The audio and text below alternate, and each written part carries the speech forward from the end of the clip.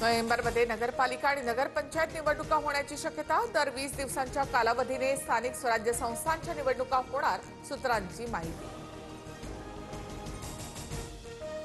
3 वेळा प्रवेश हुकल्यानंतर अखेर वैभव खेडेकर आता भाजपवासी।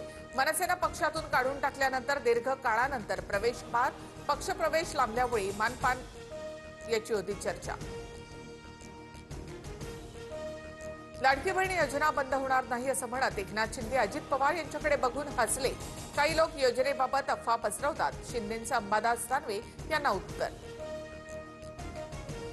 कर्जमाफीच्या मागणीसाठी सुरू असलेल्या बीडच्या केजमधील रास्ता रोकोला हिंसक वळण। दगडफेक करत काही तरुणांकडून बसेसची तोडफोड, आंदोलकांकडून आत्मदहनाचा प्रयत्न।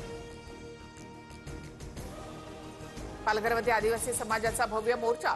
आरक्षण घुसखोरी विरोधामध्ये आदिवासी समाज आक्रमक। आमदार विलास तरेंच्या नेतृत्वात जिल्हाधिकारी कार्यालयावर धडकला मोर्चा। सोनं चांदी महागलं। सोन्याचे दर जीएसटीसह 1,30,000 रुपये प्रतितोळा। 3,000ची घसरण होत चांदीचे दर 1,91,000। परदेशामध्ये जायचं असल्यास आधी माफीचा साक्षीदार व्हा। शिल्पा शेट्टीला अजूनही हायकोर्टाकडून दिलासा नाहीच। पतीच्या कंपनीशी माझा संबंध नाही असं म्हणत 60 कोटी भरण्यास शिल्पाचा नकार। भारत एक महान देश, मोदी माझे चांगले मित्र।